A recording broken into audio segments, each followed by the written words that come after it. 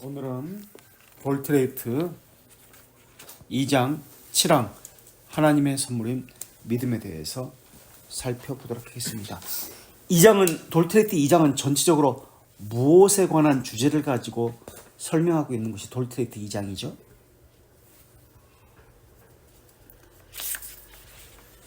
볼트레이트 2장은 1장은 뭐예요? 볼트레이트 요한복음 3장 16절에서 하나님이 세상을 하나님의 자비하심에 대해서 이야기하는 것이라면 2장은 그리스도를 구속사역에 대해서 이야기하는 것이죠. 독생자를 주셨으니 3장이 그리스도를 믿는 믿음, 견인에 관한 것이고 3, 4장이 자 구원받은 자는 영원에서 영원이라는 개념은 볼트레이트 몇 장? 1장. 그리스도 안에서 선택을 받았어요. 그리스도 안에서라는 것은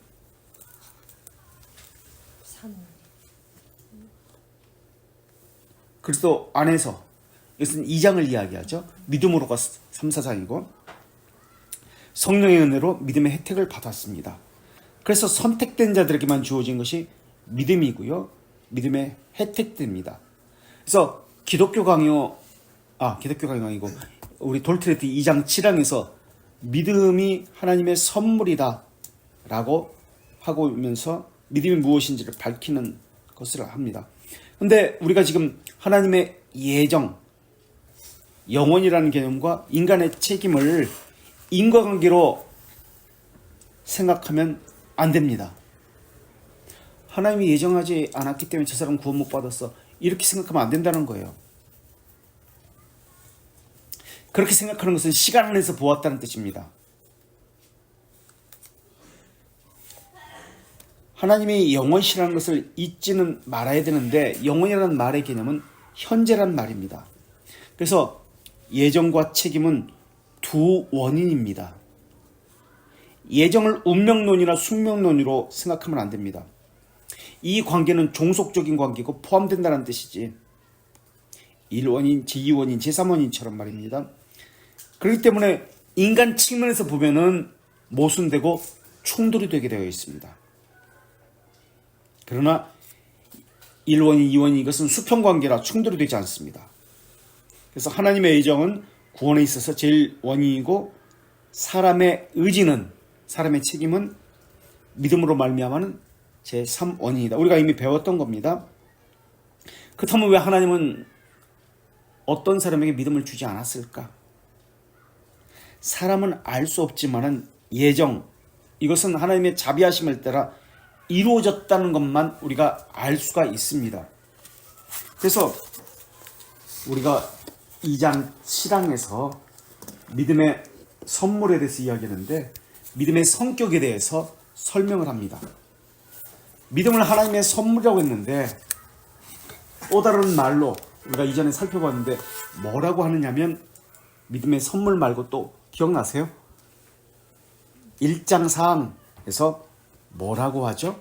44페이지에서 믿음의 선물 말고 1장 4항에서 영생의 선물, 1장 5항에서는 1장 4항에서 영생의 선물, 1장 5항에서는 무상적 선물, 하나님의 무상적 선물이라고 합니다. 또 1장 6항에서는 믿음의 선물, 지금 여기와 똑같죠? 믿음의 선물. 또 3, 4장 14항 72페이지에선 여기선 믿음을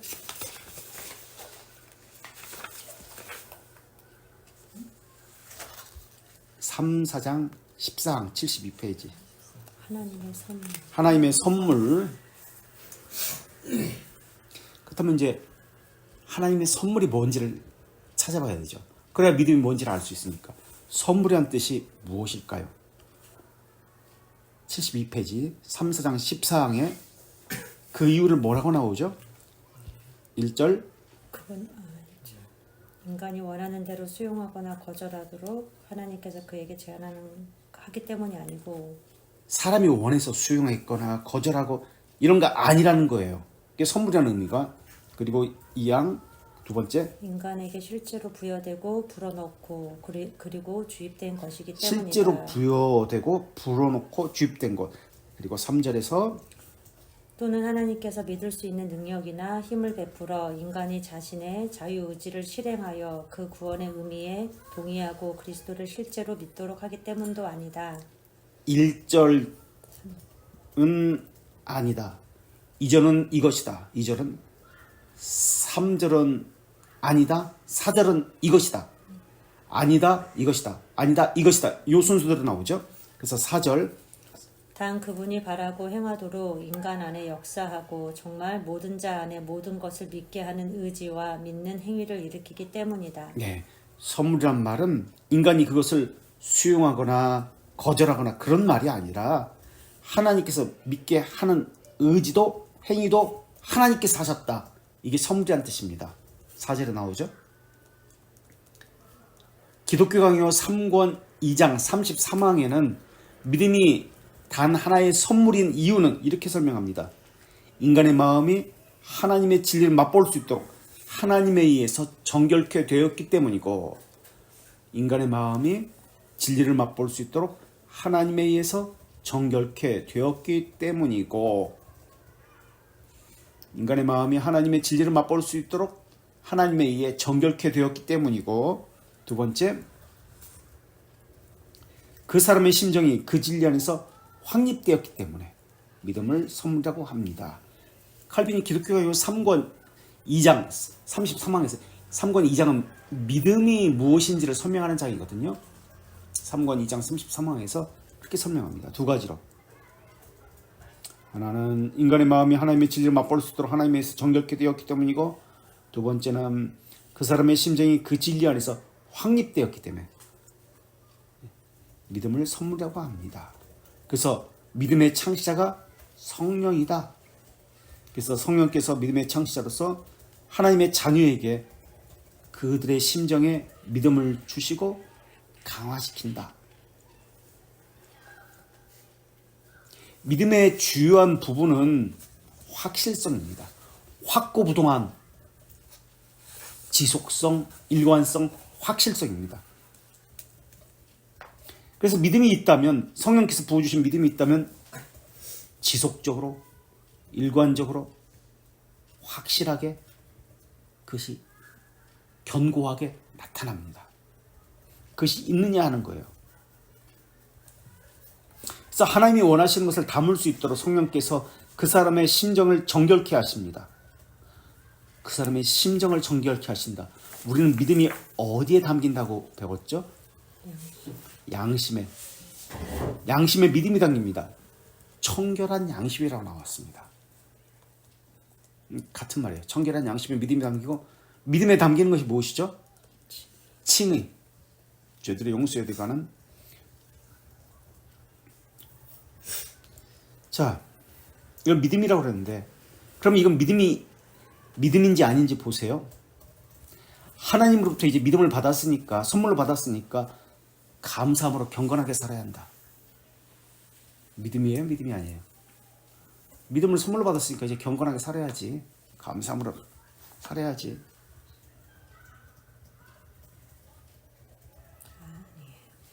믿음이 아닙니다.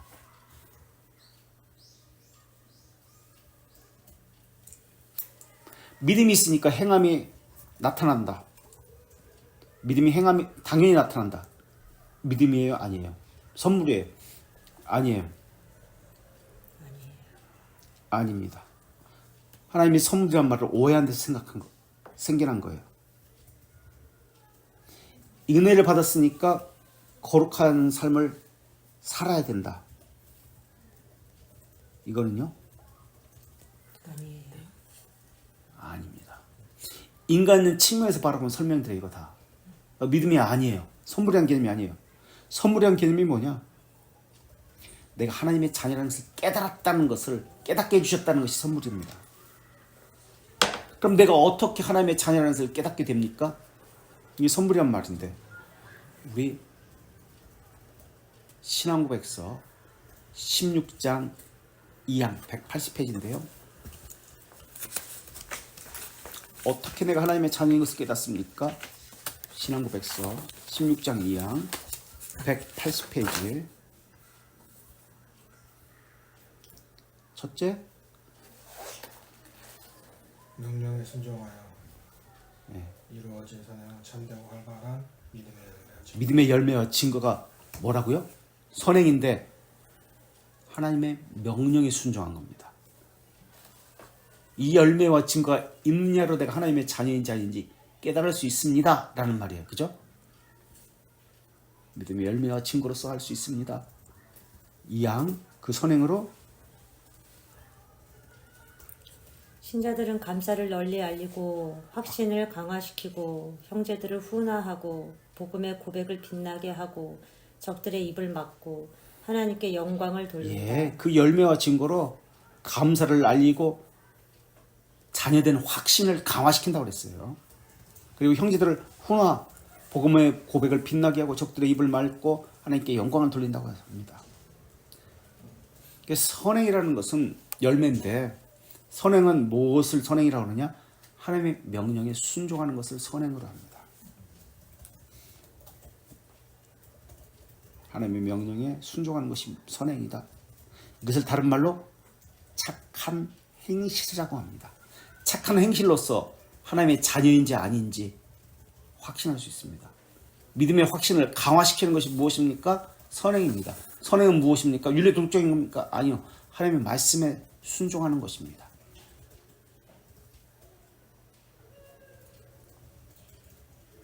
그래서 착한 행실을 통해서 하나님께 순종하는 것을 통해서 내가 하나님의 자녀인지 아닌지 열매를 통해서 알 수 있습니다. 내가 믿음이 있는지 없는지 알 수 있습니다.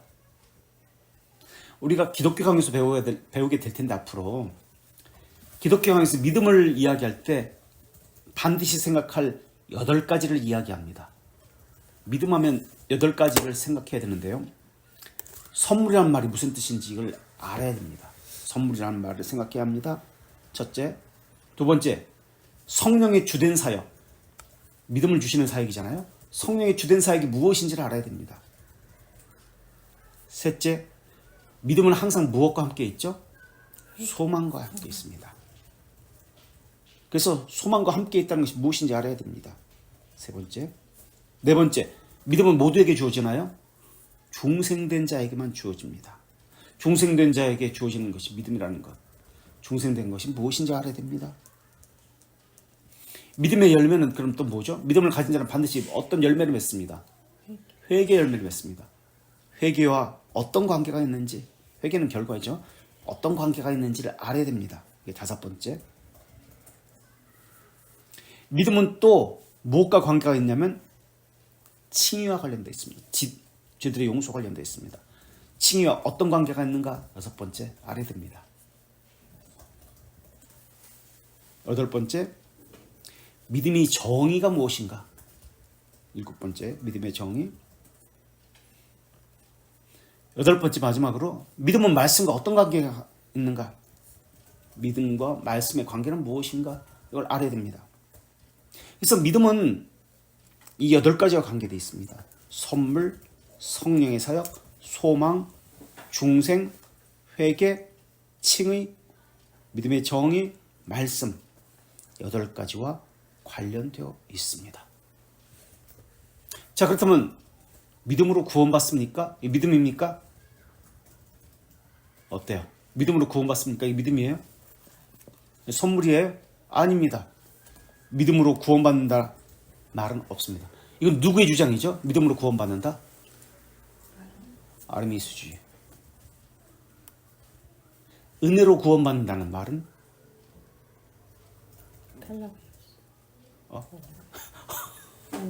또 왜 그러세요? 은혜로 구원받는다가? 하나님이 주신 은혜가 은혜로 구원받는다. 자비하시 우리 은혜로 구원받는다는 말은? 네? 은혜로 구원받는다. 맞아요? 우리 맞죠. 왜 그러세요? 오직은해. 오직은해. 꼬니까 뭐라고 대답해야 될지를 항상 모르겠어. 믿음으로 구원받는다는 아르미수제. 좀 이따 찾아볼게요. 오류를. 네. 그렇게 설명하는지 아는지. 선물이라는 개념이 아니에요. 기타 사람들은. 믿음이라는 단어를 써도 선물은 은혜로 구원받는다는 맞아요. 믿음으로 의롭다 여김을 받는다는 말이잖아요. 선물이라는 개념은 내가 원하는 것을 받는다는 말이 아니에요. 바라는 것도 행하는 것도 하나님이시다는 개념이에요. 바라는 것도 행하시는 것도 하나님이시라는 의미에서 선물이라는 거예요. 믿음은 바라는 것들이 실상이잖아요. 소망이잖아요. 바라는 것, 소망이잖아요. 믿음은 소망이 주어지기 때문에 바라는 것이 생기는 겁니다. 믿음이 있다면 바라는 것도 실상이기 때문에 바라는 것이 소망이잖아요.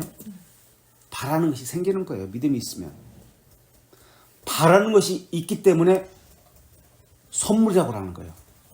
바라는 것은 내가 원하는 것을 바라는 것이 아니에요. 하나님이 원하는 것을 바라보기 때문에 믿음은 선물이라고 하는 거예요. 그것이 주어진 거예요. 내 안에. 하나님이 원하시는 것을 바라게 된다라는 측면에서 선물이라고 해요. 이제는 내가 원치 않았는데 이제는 바란다는 점에서 그것을 선물이라고 하는 거예요. 그것을 바라고 그것을 행한다는 점에서 선물이라고 하는 거예요. 마음에 새로운 소망이 생긴 거예요. 새롭게 바라는 것이 생겼다는 말이에요. 그렇다는 점에서 선물이라고 해요. 그래서 새롭게 무언가를 바라게 된 사람은 의를 추구하고 하나님을 신뢰하게 됩니다. 그래서 하나님의 명령을 자신의 삶의 원리로 삼게 됩니다. 그렇기 때문에 순종하게 돼요. 그럼 다시 구원은 믿는 자에게 주시는 거예요? 맞아요? 구원은 믿는 자에게 주신다. 선물이란 개념이 아니에요. 잘못된 거예요. 이것을 전제로 오늘 본문으로 들어가야 돼요. 선물이란 개념이 무엇인지. 복음 부르심으로 하나님의 선물을 받은 사람은, 믿음을 받은 사람은 참으로 믿고, 오늘 본문 61페이지 7항 2장 7항 참으로 믿고 죄와 멸망으로부터 구원을 받습니다. 구원을 받은 자다. 믿음이 선물이라는 데 전제하고 들어가야 됩니다. 그럼 모든 자에게 믿음을 주시는 겁니까? 아닙니다. 하나님의 자녀에게만 믿음을 주십니다. 하나님의 자녀에게만 어떤 믿음을 주십니까? 올바른, 그렇죠. 올바른 믿음을 그들의 심정에 밝히십니다. 우리 소기름원답 31문 효과적인 부르심은 무엇입니까? 사항 보실래요? 305페이지 소교리 31문 효과적 부르심은 무엇입니까? 사항 31문 사항. 그분이 복음으로 우리에게 부상적으로 제한된 예수 그리스도를 수용할 수 있게 설득시키는 것이다. 수용하도록 설득시킨다. 이게 믿음이라고 합니다. 수용할 수 있도록 설득시킨다. 무상적으로 제한된 예수 그리스도를 수용할 수 있도록 설득시키는 것은 믿음이라고 이야기합니다. 우리 대규림문답 73항 2절 보실래요? 대규림문답 73문 2항 240페이지 대규림문답 73문 2항 240. 죄인을 그리스도와 그분의 공의를 수용하고 적용하는 도구이기 때문이다. 무엇이 그렇죠? 믿음이 도구라고 나옵니다. 오직 죄인이 그리스도와 그분의 공의를 수용하고 적용하는 도구이다. 믿음이 그렇다는 거예요. 그리스도와 그리스도의 공의를 수용하고 적용하는 도구가 믿음이다. 이와 같은 말이 벨지카 22장 4항에도 나옵니다. 한번 찾아보실래요? 벨지카 20페이지 22장 4항 4절 밑줄 친 거 바로 위에서부터 보세요. 위에서부터 보면 뭐라고 나냐면 믿음은 우리의 의가 되신 그리스도를 우리가 받아들이는 한갓 도구에 불과합니다. 그렇게 나와요. 우리의 믿음은 우리의 의가 되신 그리스도를 우리가 받아들이는 한갓 도구에 불과합니다. 이 대기름과 똑같은 대답을 하고 있어요. 믿음은 우리의 의가 되신 그리스도를 우리가 받아들이는 한갓 도구에 불과하다.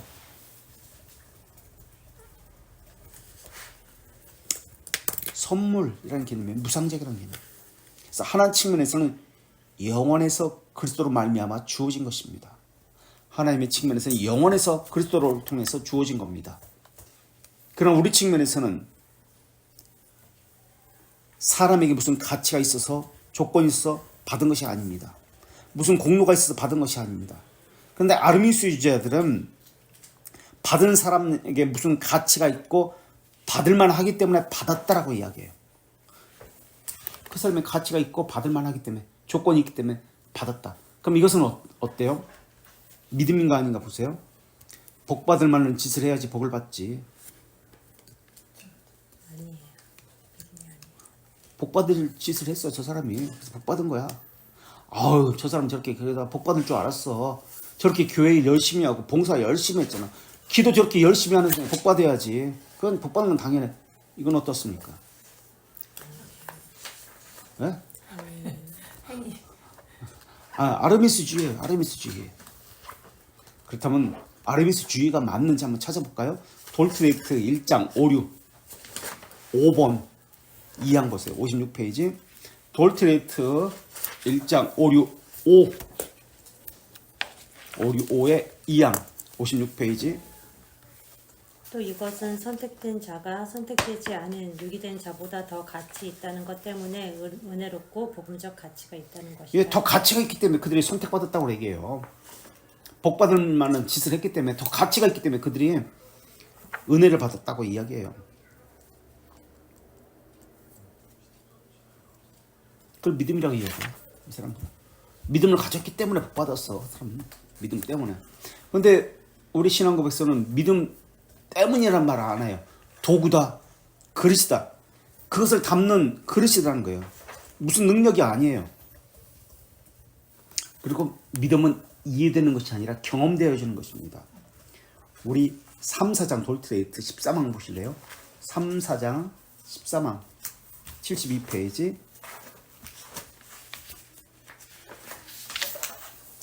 13항 3, 4장 13항 72페이지. 이런 활동의 방법은 이 생에서 신자들에게 온전히 이해될 수 없다. 그런데도 하나님의 은혜로 인해 그들은 심정으로 믿을 수 있고 자신의 구세주를 사랑할 수 있다는 사실을 충분히 알고 경험하게 된다. 이해 안 된대요. 근데 경험된대요. 충분히 알 수 있대요. 충분히 알고 경험된다. 여기에 두 가지 지식이 나옵니다. 하나는 이해되는 머리에 관한 지식입니다. 이해되는 지식, 마인드를 이야기하죠. 또 하나는 하트에 관한 지식. 이 지식은 경험되는 지식입니다. 충분히 알 수 있대요. 경험되는 지식. 머리에 관한 지식은 난리지라고 합니다. 난리지라면 경험에 관한 지식은 어크날리지. 인정하고 신뢰하는 지식이에요. 경험된 지식과 책에서 배운 지식은 달라요. 하나님을 아는 지식이라 할 때 이 지식은 정보를 이야기하지 않습니다. 이건 난리지예요. 정보에 관한 것은. 이것은 삶에서 경험된 지식을 이야기합니다. 마인드에 관한 이런 지식이 아니에요. 여기서는 삶에서 경험하여 알게 된 지식, 삶에서 체험된 지식을 이야기해요. 그래서 3, 4장 13항에서 그대로 14항 2절에 나타납니다. 2절 한번 보세요. 3, 4장 14항 2절 73페이지. 인간에게 실제로 부여되고 부여된다. 불어넣고 네. 그리고 주입된 것이기 때문이다. 이렇게 나타나는 거예요. 인간에게 실제로 부여되고 경험해서 알게 된다는 거예요. 그래서 아까 의지도 부여하셨고 행위도 하게 하신다 라는 의미가 선물이라는 의미입니다. 그래서 14장 4절에서 73페이지 하나님께서 받은 의지도 믿는 행위도 일으키신다라고 한 거예요. 이것을 우리 측면에서 경험되어진다. 하나님께서 일으키신 거예요. 이것을 우리 측면에서 경험되어진다. 근데 머리로는 이해가 되지 않습니다. 머리로는 이해가 되지 않는데 경험되어지는 거예요. 이게 믿음이에요. 그래서 합리적으로, 이성적으로 라는 말을 쓸 수가 없어요. 나를 이해시켜줘. 믿음이 아니에요. 이해시켜줘, 이것은. 이해돼야 믿지. 아니요. 이해되는 것은 믿음이 아니에요. 합리적으로, 이성적으로 이해시켜줘. 이건 세상적이라는 뜻이에요. 머리로 이해가 안 되는 거예요. 이게 믿음이에요. 단 경험되어져요. 없는 건 아니에요. 실제로 경험하고 경험했고 말로는 표현이 안 되는 수도 있어요. 믿음은 이해가 안 되니까 이해시켜줄 수도 없습니다. 설득 논증이 안 돼요. 그래도 누가 뭐래도 나는 아는 거예요. 그것을 표현할 수도 없고 다른 사람을 설득시킬 수도 없어요. 이해시킬 수도 없어요. 그러나 나는 변할 수 없는 확신을 가지고 있어요. 이게 믿음이에요. 왜냐하면 경험되어졌으니까. 그래서 우리를 이해시켜달라. 이건 잘못된 거예요. 하나님의 일은 이해되는 것이 아니라 경험되어지는 거예요. 그래서 그냥 행하는 거예요. 세상의 판단으로 상식으로 이해할 수 없습니다. 그런데 사람들은 세상적인 가치관, 판단을 가지고 교회를, 믿음의 일을 잣대로 재고 결정하고 선택을 합니다. 그래서 교회 전체가 세속의 물결에 의해서 조금씩 타협을 하고 점점 타협을 통해서 배교하게 되는 겁니다. 그래서 무너지는 거예요.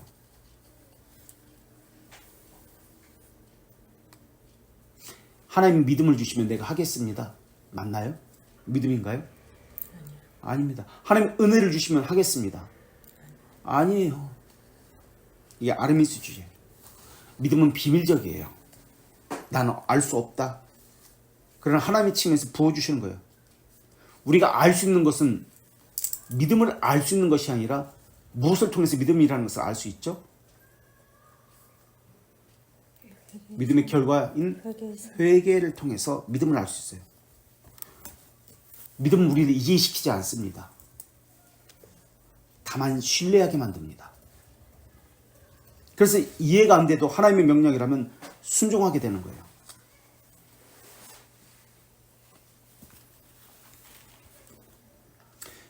그럼 이것은 어떻습니까? 자격이 없는 자에게 선물을 준다. 하나님은. 맞습니까? 틀립니까? 자격이 없는 자에게 하나님은 선물을 준다.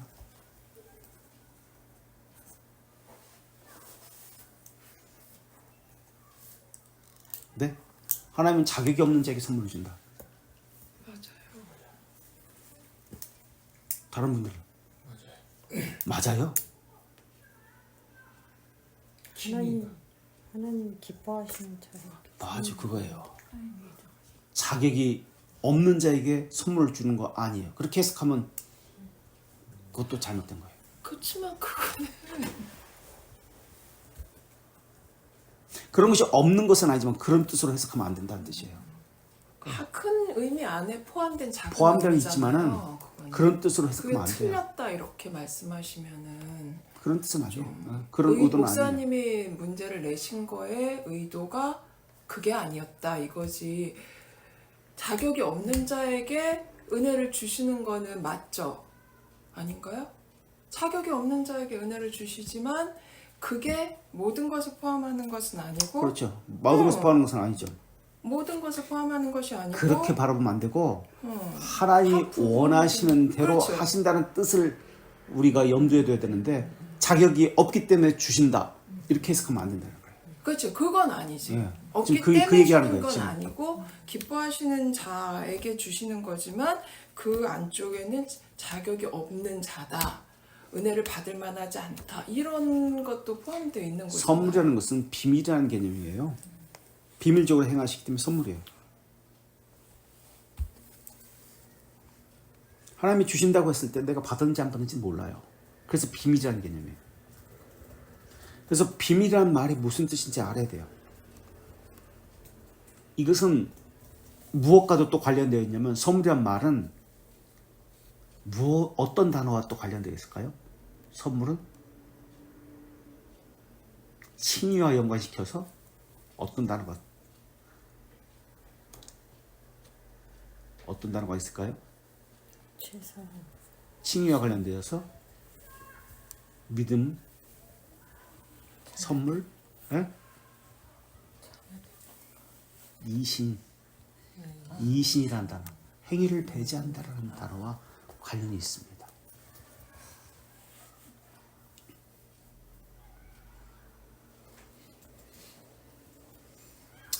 그런데 돌트레이트 2장 7항에 다시 돌아가서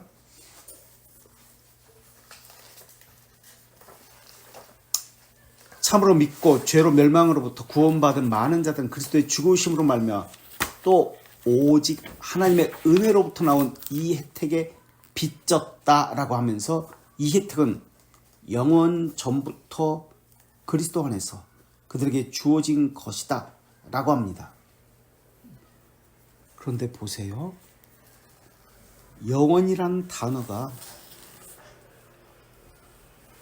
에버레스팅이라는 단어를 썼습니다. 밑에서 둘째 줄 영어로 EVER 에버레스팅이라는 단어를 썼어요. 영원이라는 단어가 우리가 이미 배웠듯이 이터너티라는 단어가 있고 포에버라는 단어가 있습니다. 이터너티는 하나님에게 속한 속성, 영원이라는 속성을 쓸 때 이터너티, 이터널이라는 단어를 씁니다. 에버레스팅은 인간의 고백이 담긴 하나님의 사역을 말할 때 씁니다. 그리고 포에버는 인간이 바라본 영원이라는 개념을 포에버는 단어를 씁니다. 그런데 지금 에버레스팅이라는 단어를 썼죠? 그러니까 인간이 바라본 하나님에 대한 사역에 대해서 에버레스팅이라는 단어를 썼다라고 해서 에버레스팅이라는 단어를 썼습니다. 자, 그런데 또 신앙 고백서에 보면은 영생이라는 단어가 하나님이 주신 이터널 라이프입니다. 그런데 이터널 라이프 하나님께 주셨잖아요. 하나님의 사역이잖아요. 그래서 이터널 라이프, 이터널은 하나님의 속성과 관련되어서 사용한 단어라고 썼잖아요. 자, 그런데 돌트레이트 2장 5항 보세요. 60페이지 위에서 둘째 줄 영생이라는 단어가 나옵니다. 돌트레이트 2장 5항 60페이지 위에서 둘째 줄 영생이라는 단어가 있죠. 영어 보세요. 영어는 위에서 넷째 줄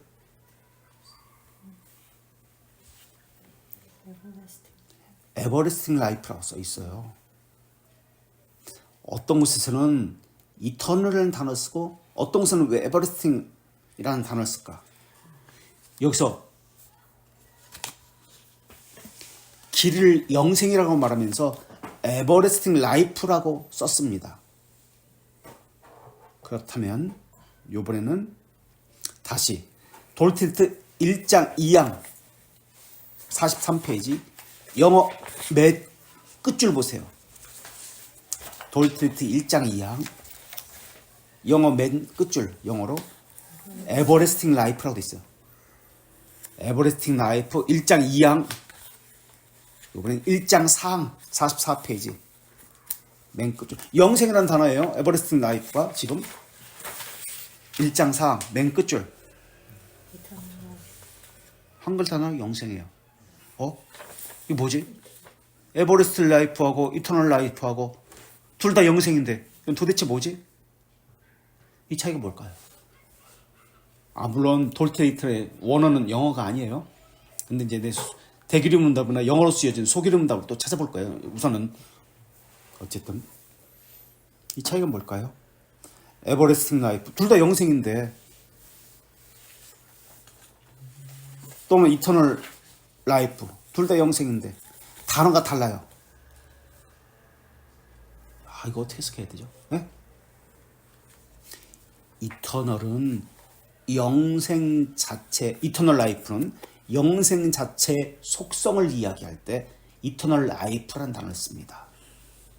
하나님의 측면이라는 뜻이에요. 에버레스팅 라이프는 사람의 측면이란 뜻인데 현재에서 바라본 영원이라는 개념이에요. 그런 의미에서 영생이에요. 현재에서 바라본 영원이라는 개념이, 영원한 삶이라는 개념이 에버레스팅 라이프라는 개념이에요. 그러나 이터널 라이프라는 개념은 영생 자체가 가지고 있는 속성을 말할 때, 하나님 측면에서 바라볼 때 이 이터널 라이프라고 쓰는 거예요. 그렇다면 이것을 좀 더 자세히 볼게요. 소규리 문답, 그러니까 웨스트민스터 신앙고백서나 대소규리 문답은 영어가 원어잖아요. 영어로는 이 둘을 한꺼번에 쓰면서, 그러니까 한 문장에 쓰면서 구별하는 이런 문장이 나옵니다. 소규리 문답 20문 보십시오. 더 자세한 것, 정확한 개념이 여기에 나와요. 302페이지. 소규리 문답 20문, 영어로 위에서 넷째 줄, 다섯째 줄 보세요. 거기에는 이터널 라이프, 이터너티, 에버리스팅 라이프가 둘 다가 나와요. 영생이라는 단어를 동일하게 써요. 그런데 한 단어는 영어로 이터너티, 또 한 단어는 에버리스팅. 보세요. 하나님은 보시겠어요? 하나님은 영원부터 단지 선한 기쁨에서 일부를 영생에 이르도록 선택하여 죄와 비참함 상태에서 건지고 구속자에 의해 구원의 상태에 이르게 하는 은혜 언약을 맺었다. 네, 같은 영혼이라는 단어를 쓰는데 영혼부터 단지 선한 기쁨에서 할 때 이터너티라는 단어를 썼어요. 영생에 이르도록 선택했다는 말 때는 에버리스팅 라이프라는 썼어요. 그래서 같은 영혼인데도 구별해서 사람들이 이것을 구별할 수 있겠어요? 좀 이해되세요? 영혼이라는 이 단어를 동일하게 쓰지만은 단어를 분리해서 썼어요. 다른 단어로. 그래서 사람 측면에서 영혼을 바라볼 때 에버레스팅이라는 단어를 썼고, 에버레스팅 라이프, 영생이라는 단어를 썼고, 하나님 측면에서 영혼이라는 속성을 말하고자 할 때, 이것을 강조점을 둘 때 이터너티, 이터널 라이프라는 단어를 썼어요. 그래서 이것을 서로 다르게 구분해서 썼습니다. 같은 소규리 문답에 이게 나와요. 그런데 아르미니우스 주자는 영혼이라는 단어를 어떻게 쓰는지를 한번 볼게요. 돌트레이트 1장 562의 1절 53페이지, 영어로 둘째 줄 53페이지 562의 1항, 영어로 둘째 줄, 영생이라는 단어를 영어로 둘째 줄 이터널 라이프라고 썼습니다. 돌트레이트 1장 563의 3항 54페이지, 영어 맨 끝줄, 여기는 영생을 영어 맨 끝줄 563의 3항 이터널 라이프, 그죠? 돌트레이트 1장 564 55페이지 다섯째 줄, 여기는 영생이란 단어가 이터널 라이프. 돌트레이트 찾으셨어요 다? 예.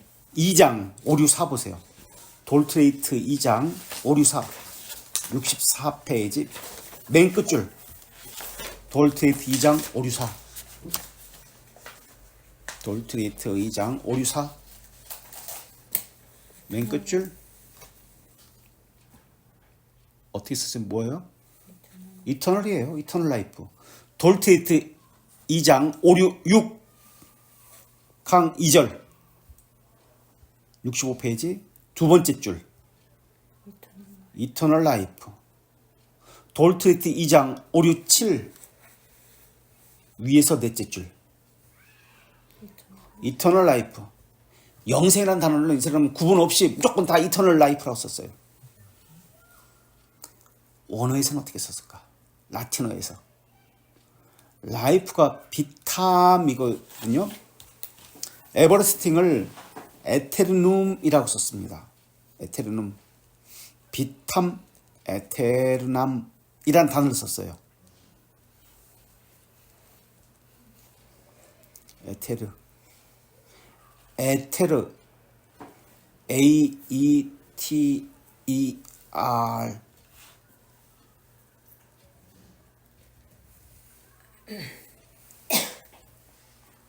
이터널도 에테르나라는 단어를 썼습니다. A-E-T-E-R-N-A. 에테르나. 요한복음 17장 3절에 보면 요한복음 17장 영생은 곧 유일하신 하나님과 그가 보내신 자 예수 그리스도를 아는 것이니라고 할 때 영생이라는 이 단어가 에테르나라는 단어예요. 에테르나. 영원한 선택이라고 할 때도 에테르나 일렉지오라는 단어를 씁니다. 에테르나. 영원한 생명이 비타 에테르나예요. 에테르나. 우리 하이델베르크로 가볼까요? 그럼 1문 볼게요. 1문 사항 96페이지. 96페이지. 1문 사항 밑에서 넷째 줄 영어로 보세요. 이터널 라이프죠. 독일어가 원문이잖아요. 하이델베르크. 라틴어도 있지만 에비겐 레벤이라고 나옵니다. 에비겐 영원한 삶 레벤. 자, 이번에는 하이델베르크 23문 주기도문 12절 105페이지 23문 12절 영생을 믿사오며 아까 1문에서는 이터널이라는 단어를 썼어요. 이터널 라이프. 여기는 영생을 믿사오며 우리 신앙 고백에서 무슨 라이프라고 썼어요? 여기서는 영생을 믿사오며 23문 12항. 네?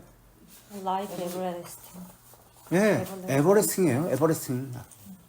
에버레스팅. 영생을 믿사오며 할 때는 우리가 고백하는 거잖아요. 그러니까 에버레스팅 쓴 거예요.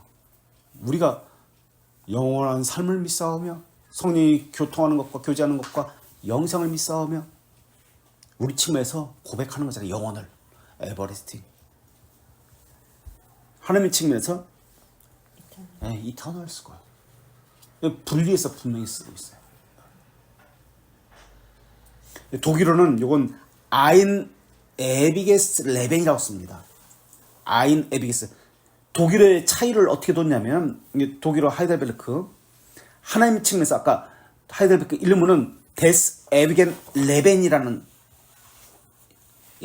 단어를 씁니다. 데스 정관사 더를 쓴 거예요. 독일어는 이제 남성, 중성, 여성 이게 있거든요. 정관사를 붙였어요. 근데 우리 측면에서 본 영생을 믿사오며 라는 것은 정관사 없이 그냥 아인 그렇게 쓴 거예요. 라틴어는 제가 실력이 부족해가지고 좀 찾다가 못 찾겠어. 동일한 단어를 썼더라고요. 비탐 에테르남. 그래서 이게 돌테티 1장 2항에서 에버레스팅 비타 에테르나 이건 돌테티 1장 4항 이터널 라이프 비타 에테르나가 이터널 라이프 비탐 에테르남 내가 너에게 영생을 주노니 영원히 멸망하지 않을 것이 할 때도 비탐 에테르남이라는 단어를 썼더라고요. 어쨌든 영어는 구별하고 썼다. 하나님의 속성을 하나님 측면에서 볼 때는 이터너티 또는 이터널이라는 단어를 썼고 사람이 바라보는 영혼이라는 것은 에버레스팅이라는 단어를 썼다. 자, 계속해서 2장 7항으로 돌아가서요. 이거 구별할 수 있겠죠? 이터널 하나님 측면, 에버레스팅 사람의 측면. 그래서 신앙 고백서는 이것을 구별해서 썼다. 계속해서 61페이지 이 혜택은 넷째 줄, 또 이 혜택은 읽으세요. 영원 전부터 그리스도 안에서 그들에게 주어진 것이지 그들 자신의 무슨 공로에서 나온 것이 결코 아니다. 그들 자신의 공로에서 나온 것이 아니다라는 말을 다른 말로 하면 어떤 거죠? 이신이에요. 이신. 행위를 배제한다는 말이에요. 이것을 다른 말로 수동적 은혜라고 이야기합니다. 다른 말로 또 이신이라는 말을 다른 말로 그러면 선물. 정확히 또 어떤 선물? 무상적 선물, 또 믿음의 선물, 영생의 선물, 또는 은혜만으로, 오직 은혜만으로. 행위를 배제한다는 말이에요. 그래서 누구든지 자발적으로 행했다고 할지라도 자기 의지로 행했다고 교만해서는 안 된다는 의미를 가지고 있습니다.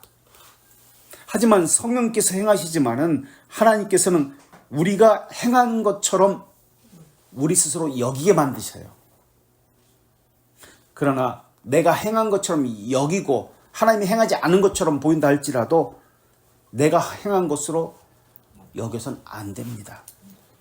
그래서 무상적 은혜라는 말은 영원에서 선택했다는 말이고, 은혜만으로라는 말이고, 이 말의 의미는 구원의 근거는 하나님에게서 제1원인에서 찾아야 합니다 라는 의미입니다. 그래서 제2원인을 이야기하고 있지만 제1원인에 종속되어서 해석을 해야 합니다. 제1원인을 통해서 해석을 해야 합니다. 이게 바른 해석이에요.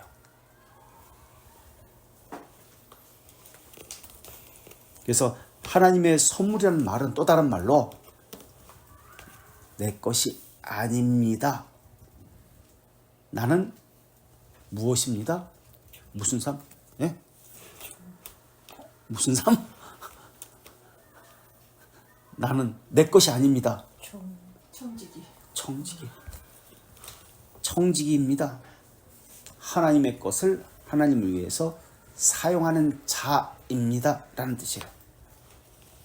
그리스도 안에서 거저 주어진 것이고 우리의 공로, 사람의 공로에서 나온 것이 아닙니다. 그렇기 때문에 선물이기 때문에 하나님의 영광을 자기 것처럼 하면 안 돼요. 내 것처럼 그렇게 하면 안 돼요. 모든 것이 내가 가졌다, 이것은 하나님께서 주신 것인데 나를 위해서 주신 것이 아니라 하나님의 영광을 위해서 청지기로서 잠깐 보관하고 있도록 맡기신 것이에요.